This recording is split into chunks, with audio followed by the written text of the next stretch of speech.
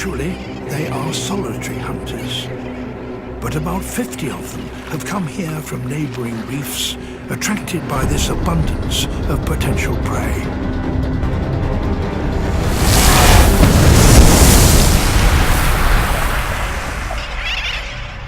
The fledglings stay out of the water if they can. They even drink on the wing.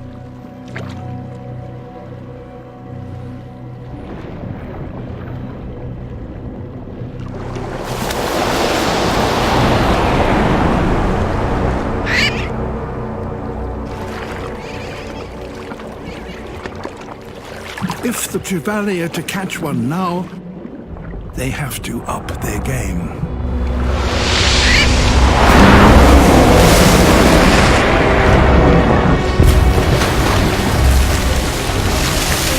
So there is a fish here that, amazingly, has a brain capable of calculating the airspeed, altitude, and trajectory of a bird.